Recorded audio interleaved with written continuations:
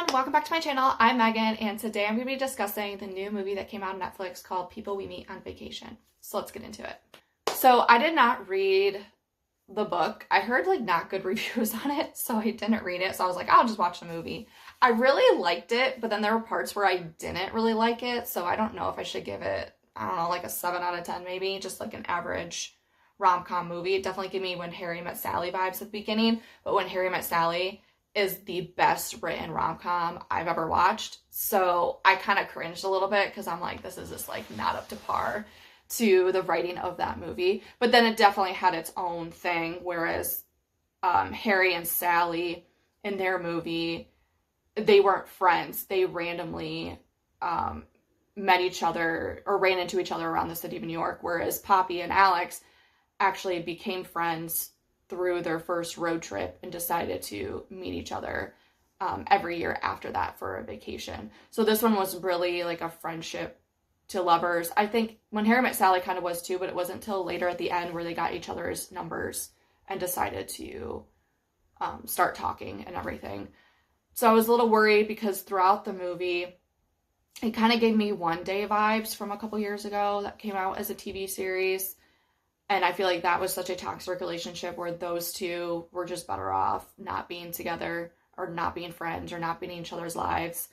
And I got this vibe about halfway through, maybe 3/4 of the way through. I just felt like Poppy just did not respect Alex in the life that he wants to live. He wants to live a simple life. He wants to stay in his hometown.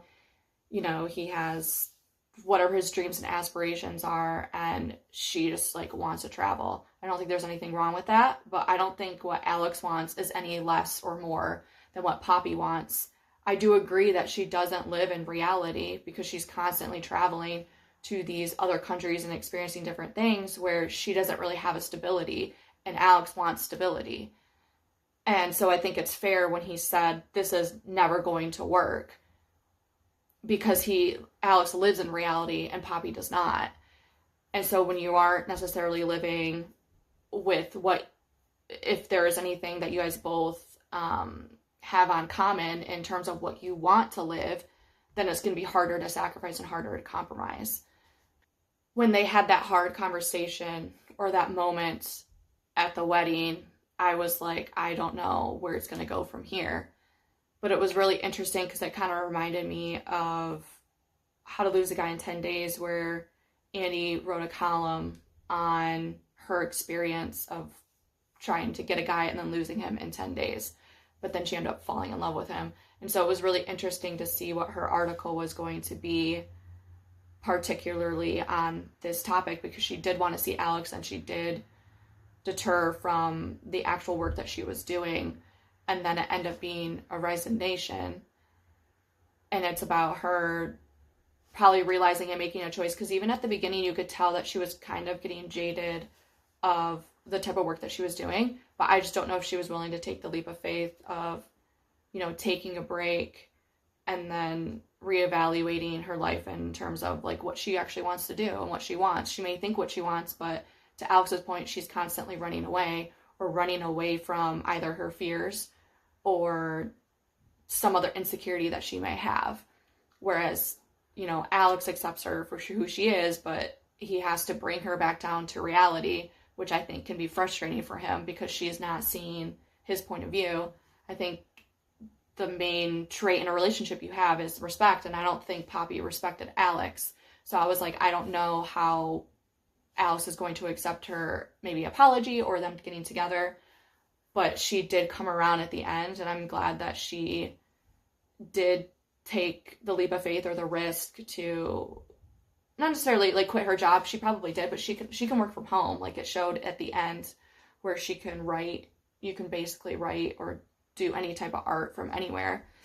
But Alex is from home, and she feels home and safe with him there. And it's like, okay, well, go wherever he's going. You have the flexibility in your job to kind of go everywhere. And just because you gave up living in New York doesn't mean you can give up everything else in your life. You're barely living at your apartment, so it makes sense for her to go live with Alex wherever Alex wants to be and then continue to do the work that she wants to do. She has that flexibility, whereas maybe Alex doesn't. And I think that's okay because it will work for them. And so sometimes it's like people have to go through hard experience or hard conversations to actually, I don't know, like snap back into reality or snap back into common sense. And somebody like has to shake you or like wake you up. And I think it got to that boiling point for Alex. And like I said, Poppy didn't really respect him. She thinks that she thought he knew. She thought she knew what he wanted, and she wasn't even listening to him. He's like, this is what I want. And he's had to say it like 3 times throughout the movie. And I'm like, Poppy, like, believe what he says. You're not being a good friend by like not listening and then also telling him how to live his life. You're supposed to be there listening and then supporting. If you don't agree with it, that's fine. But at the end of the day, you need to have some respect for him. And so I was glad that Alex kind of, he fought back, but like in a calming manner where she needed to, you know, check herself. And I feel like Alex probably in that moment was the only one that could probably get through to her, because other people in her life were not getting through to her in terms of, hey, you know, maybe you should sit back and think and take a break from what you're doing. And there's nothing wrong with that.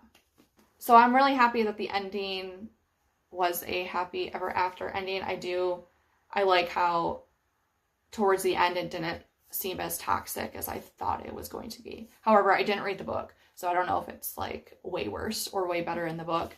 But it would be really cool if it was actually a TV series, if they spent a longer time at each vacation destination, because I'm still kind of confused why it's called People We Meet on Vacation, when I feel like they met people, but like they didn't meet people on vacation. I thought the people that they meet on vacation was going to be more influential in their story, but maybe I'm just like missing it.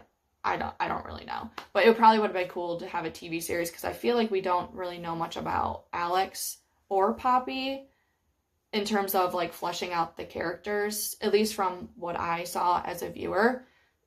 So it would probably have been really cool if it was a TV series similar to One Day. That's it for this video. Thank you for watching, and I'll see you next time.